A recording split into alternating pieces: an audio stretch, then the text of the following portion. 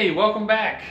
We are here working on my 1950s, 60s, something. We're calling it a doodle bug. I think it may have been a golf course or a highway mower at some point in time. But if you haven't seen the first couple videos on it, I would recommend you go back and check those out. It goes in a little bit more detail about what this thing is and might be.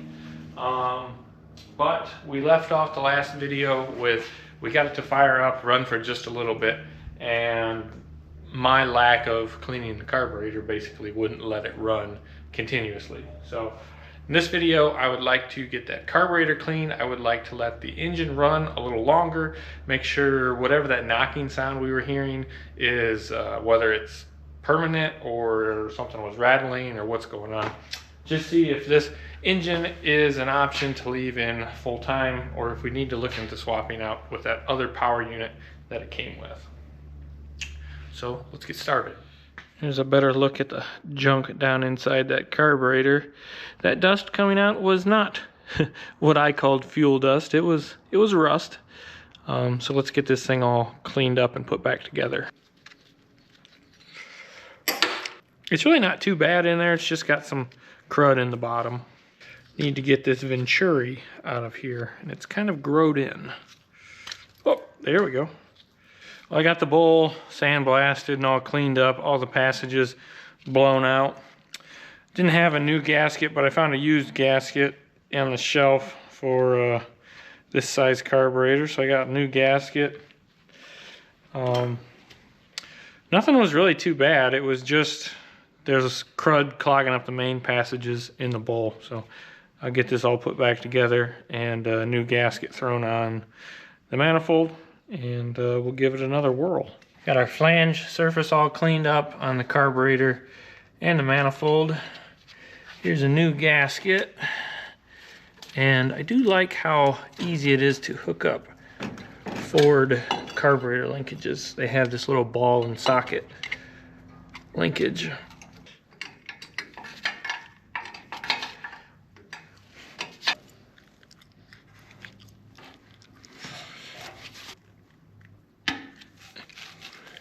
Have the carburetor all hooked up. Turn the fuel on here. Let's get this down before it falls.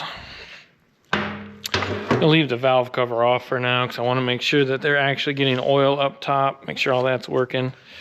Like I mentioned, the water pump is seized solid, so we're not getting any water circulating. I'm not even sure what the coolant level is in here right now. I just want to see if it'll idle nicely. And if it does, maybe we'll put some coolant in it and go from there. All right, I still have the clutch pedal disengaged, so the complete drive line is nothing spinning because I still have all the oil drained out of everything. We should have spark, we should have fuel, we have some compression. I think it's gonna run pretty good now that the carburetor's cleaned, so let's give it a shot.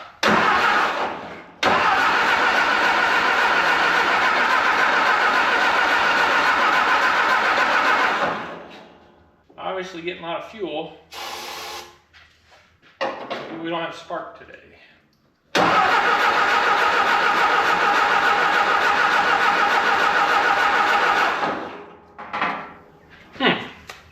Not sure we have spark.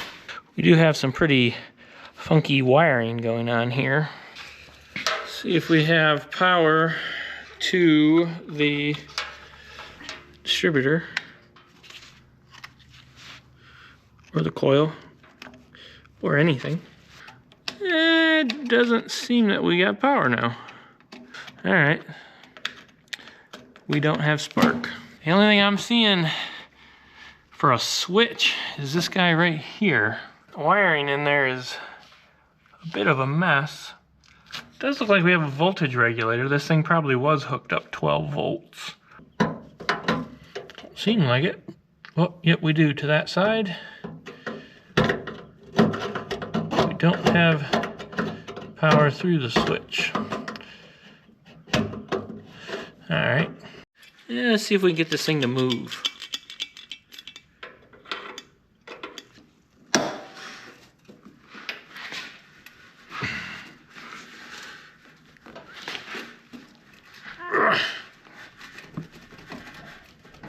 Yeah, I don't think so. Here's my solution. We'll just stick an alligator clamp there, fish some wire around, and hook it up in here on what should be the live side. Oh, I hooked it up on the wrong one. There we go. Now we have power at the coil. Okay, now I bet it fires off.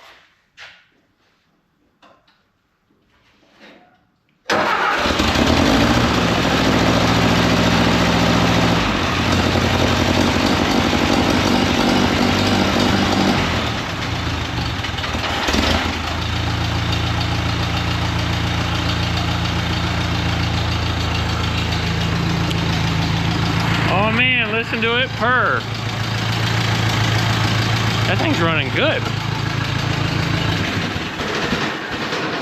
It was running good. Had oil pressure. Yeah, I think I better cut this belt off for that binds up on the crank pulley. Well, I guess since it fired up, let's see if we can put a little coolant in it so it'll at least hopefully run longer without getting hot.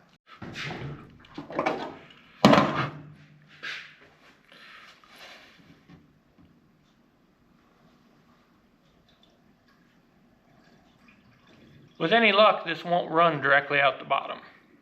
Well, I put just about 2 gallons in it and that brought it to the top, so there's something in there now, I guess. Well, since now we have a little bit of coolant in there, let's go fire it up again.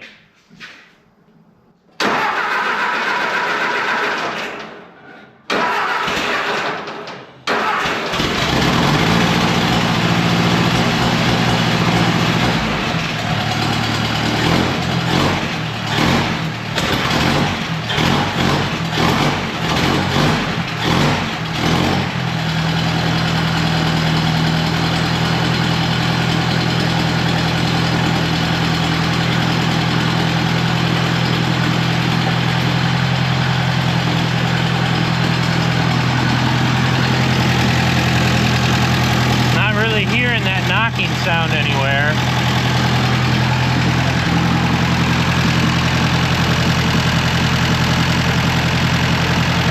We've got oil with all the rocker arms. They're running quiet. Yeah, this is not too bad.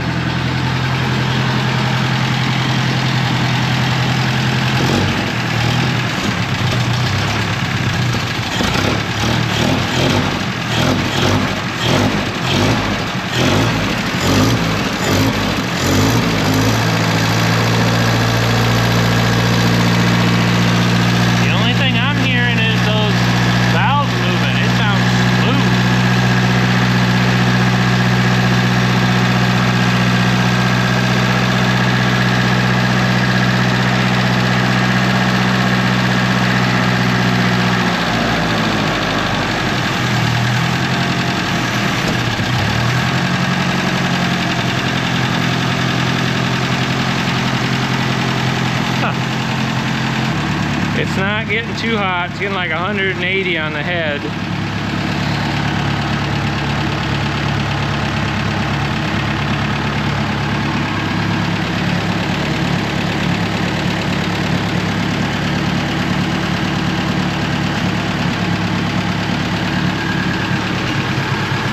I want to run it terribly long without that water pump moving, but it does appear that we have some thermal siphon action going on. Top of our radiator is moving, so I don't feel too bad about running it like this.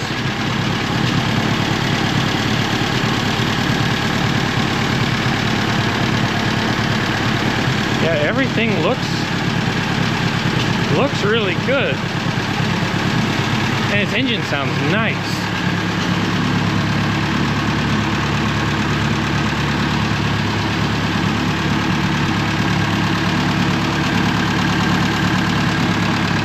Everything looks even. I'll put a fan on it for a little while. We can get it cooled back out. I think I want to try to drive this thing. I know we got that cracked transmission, but you know, how much worse could that be for it? As long as everything turns, I'll get some oil back in it to flush things out. Thought you might find this interesting. You can see exactly that thermosiphon start working and working down the radiator. The top is over 100 and it's working its way down. The cylinder head at its hottest is at like 160, 165 maybe.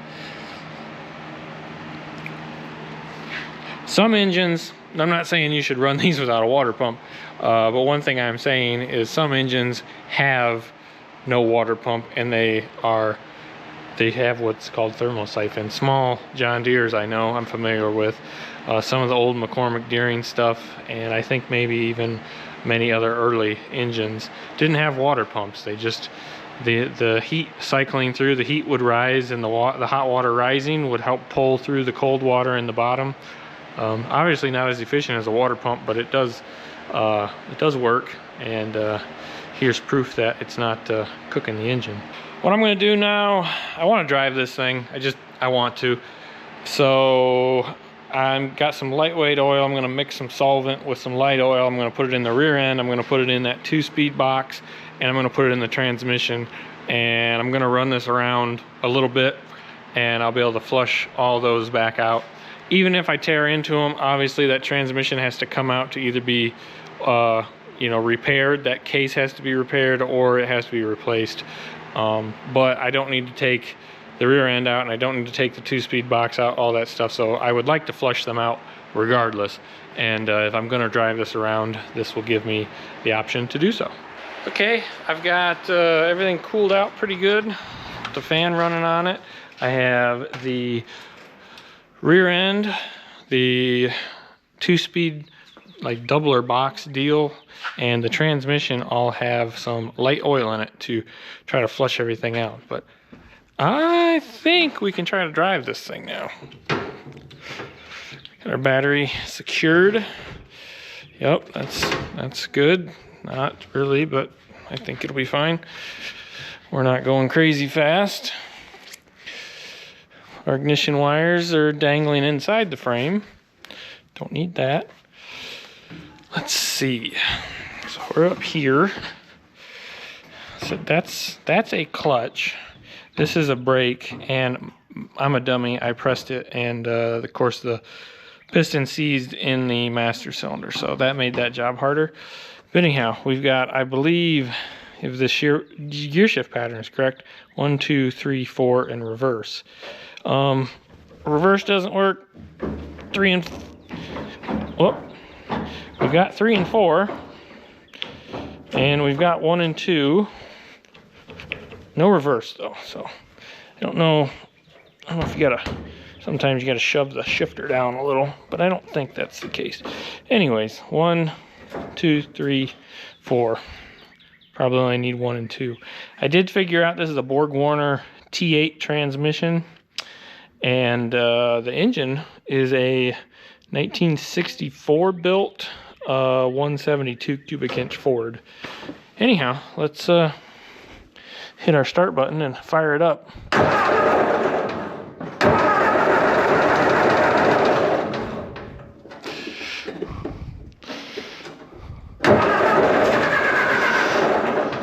Maybe.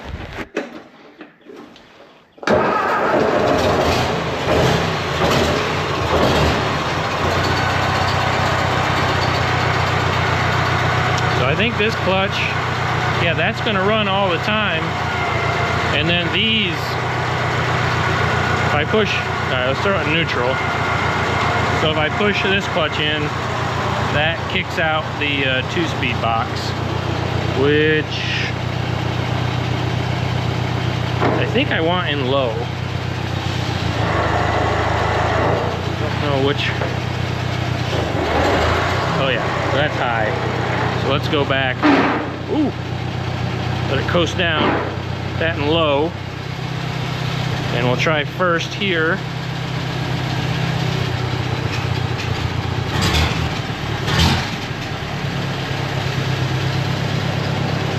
Make sure we don't hit. Alright, this is as slow as it'll go.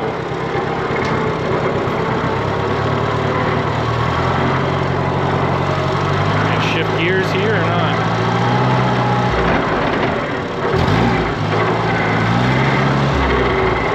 Alright, it wants a clutch.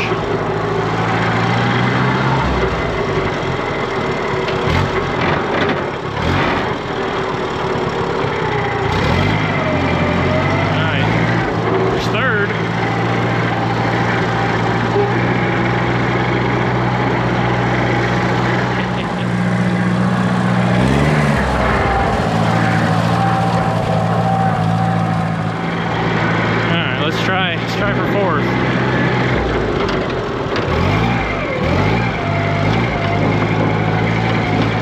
Whoa.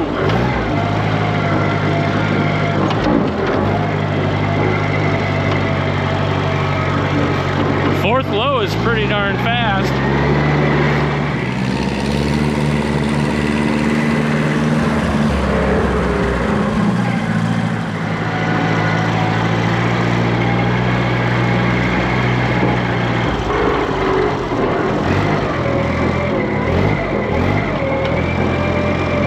Seems like we might have a slip and clutch here.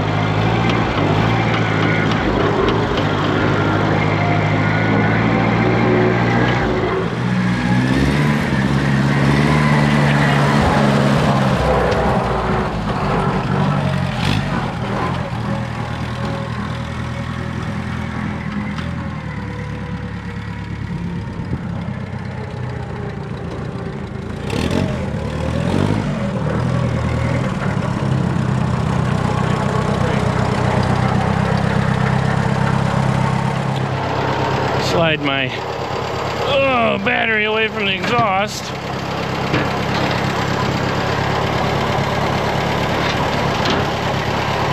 There we go. Our fuel tank dangling on the side. Let's see, do I got reverse? Any chance? No reverse. Oh, there we go.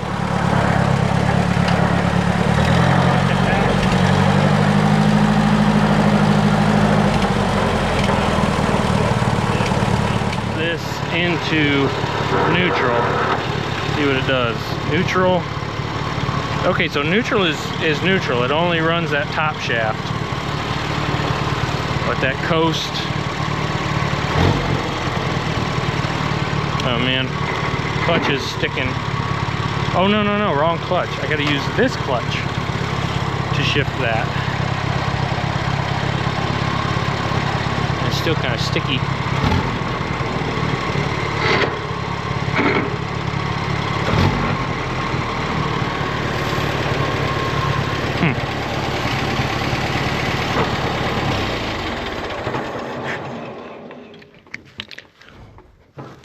Have to look at that. That clutch is sticky, so we'll throw it in high, fire it back up, see how fast reverse is in high range.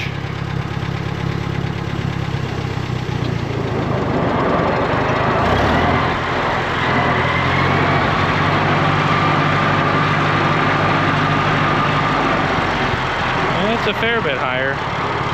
Let's see what first is in high range.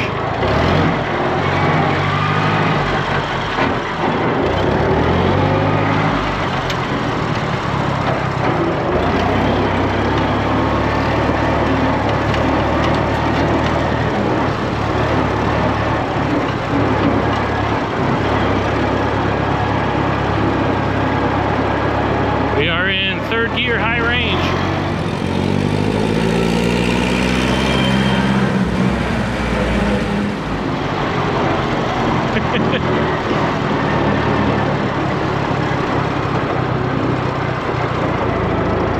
It's kind of nice because the engine has a governor. You don't have to get too crazy revving it up.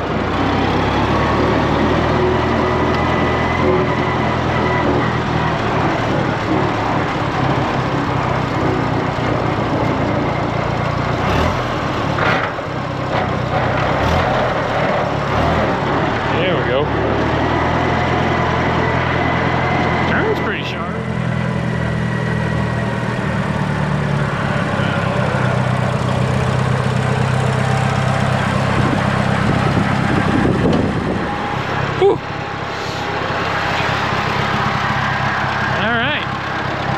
She's getting a little warm. Get a fan on it again. That's pretty neat though.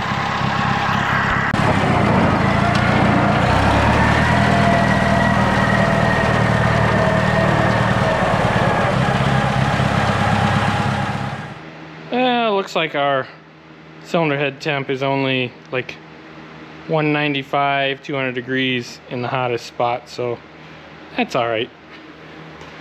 Steam is a bit superficial. We aren't too hot, but that's awesome. This thing, I mean, runs around, drives, the transmission moves, so maybe I can pop that transmission out and just weld the case. But in the meantime, we ran around enough. Let's drain all those compartments again. Obviously, the transmission is trying to drain itself already with a big crack in it. I only put a quart in each compartment, so there shouldn't be a ton that comes out. Clean the bottom sludge, mix it up a little while we're in here. There is some grit in this thing.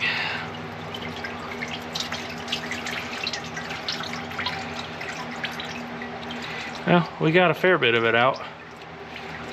It's definitely cleaner than it was, and now all the gears are sliding on the shafts. So it might not be total junk inside. I'm thinking I'll pull this tranny out and I can weld this crack back up as long as I can get it to draw back together. I think we could get that fixed up and reuse this one. And here we go on the 2-speed box, or doubler, or whatever the heck this is. Yeah, this looks pretty good. The oil in this compartment was nice to start with, so glad to see this still looks good after running it for a few seconds. I was afraid it would be really rusty colored, but that looks good. And here we are on the rear differential. Let's see how this looks. We didn't run it much, but the oil to solvent ratio was pretty high on the solvent side.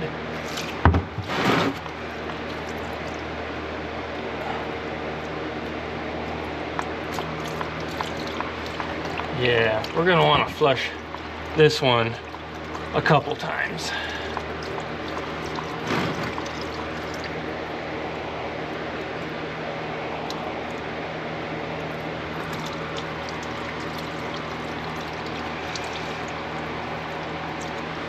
But this is a good start.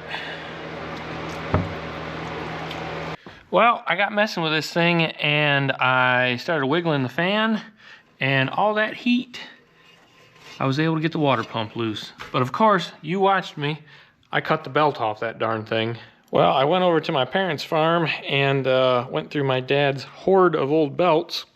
And lo and behold, he had the exact belt that I pulled off of here. So let's put that back on and see if we can get this thing to run without getting hot. Going to put a little oil in the bushing side of this generator.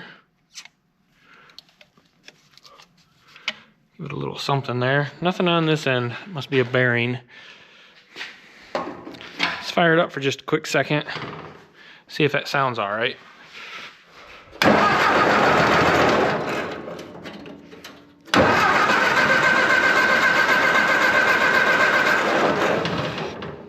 Ooh.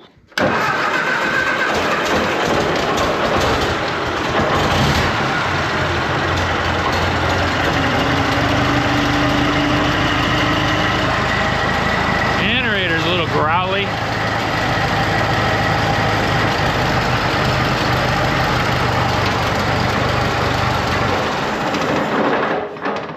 Yeah, that'll work. Yeah, so I think I am going to refill all those gearboxes and we'll drive it around a little more. I have the gearboxes filled up with oil again, the rear end, and that transmission I put a mix with solvent. And this gearbox here, I have actually regular 80-90 weight oil in that because it's clean. It's been flushed once. We're good to go there. But I want to clean that transmission and this rear end out. And now that I think we have a functioning water pump, let's let this thing run for a little bit longer. Top the fuel tank off. We're in neutral. Should have spark. Maybe.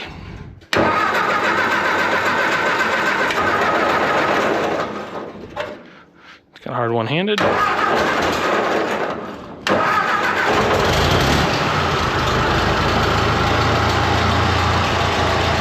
Purring like a kitten. Kinda.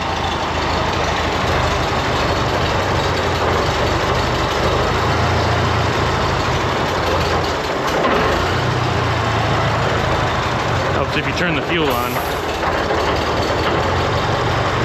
I do think long term I'm going to just remove this upper shaft and that guard because it just looks like something that's going to wind you up and tear something off. And it's not needed.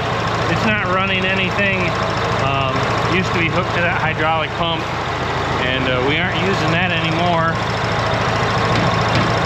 So I probably take that whole clutch assembly and stuff out for my purposes.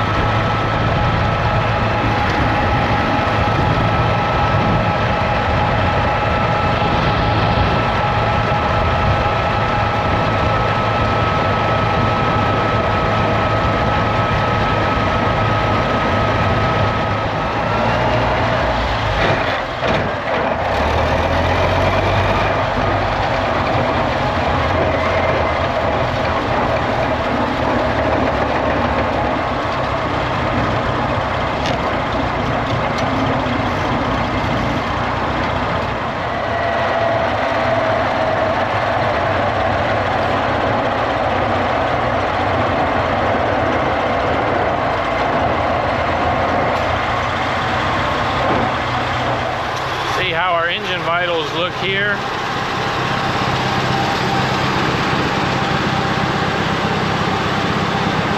Like we're cooling pretty good. Hottest part of our cylinder heads looks like about 100. Well, right around the plugs we got 212, but the head is looks like, yeah, we're staying real cool. Here's the, yep, everything's pumping, the water pump's working. The water pump doesn't even look like it's leaking, which is pretty wild to me. Got a little bit of heat build up in our rear end.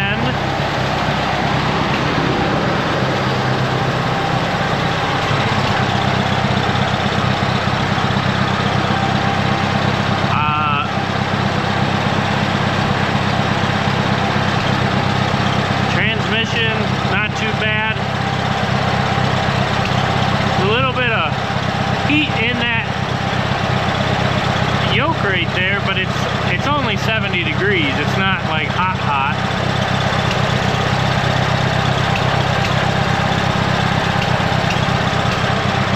See what we got up here.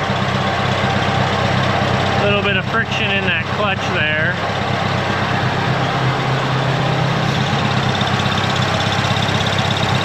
A little bit of heat right around the bearings in that transfer case, but not much. All looks pretty cool. Straight on the shaft. The shaft's about 100 degrees.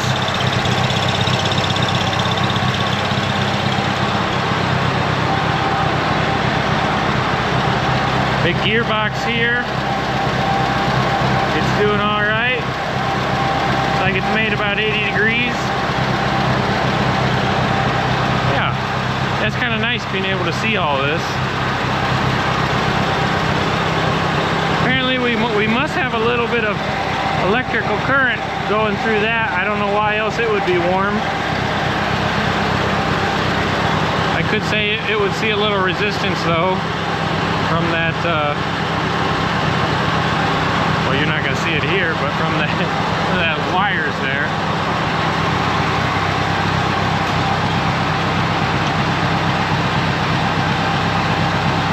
Little heat in the hubs, like 50 degrees, but you can see they made heat. The tires made a little bit of heat. That's kind of neat. Well, our generator is apparently generating, so that's working.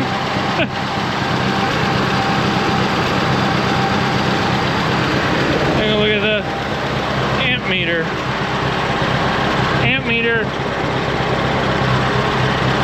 well, it says 30 that direction. I wonder if I unhook the battery, if it moves at all.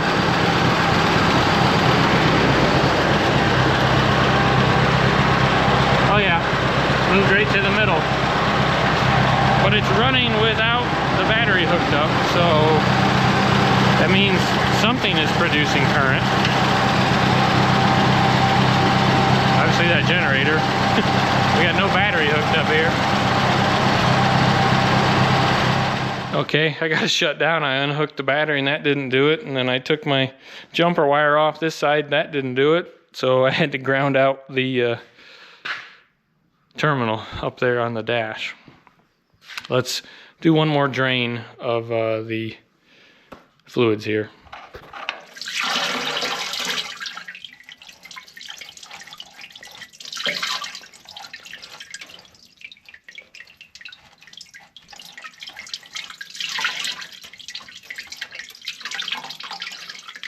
You don't want your transmission to look like rust and have little chunks of rust come out of it. I still think we can fix this though. It's worth pulling the cover off and seeing what it looks like inside. Okay, I can get this guy. I think it should be. I think the engine's proved itself enough that we could give her a change.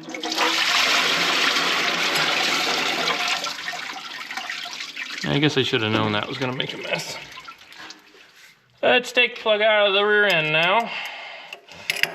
Hopefully this one doesn't look terrible this time. It actually does somehow look better.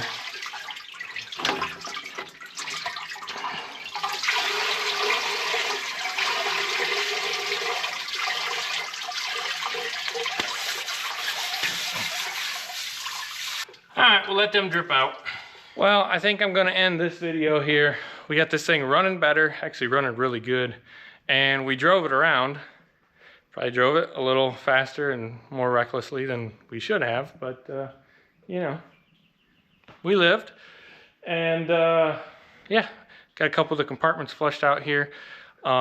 Next up, I want to address that transmission.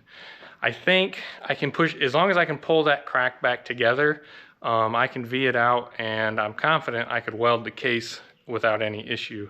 I want to look in the top, make sure it's not crazy rusted up inside and the bearings are shot. I'm going to keep an eye out for either another T8, a T9, or I believe a T98 will also fit in the same spot. If anybody, well, yeah, if you have one, let me know, but chances are by the time you see this video, I'll have already either repaired that one or sourced another. But anyhow, I hope you're enjoying this little series on the Doodlebug, and hope you enjoyed this one. And appreciate y'all watching, and I'll see you on the next one.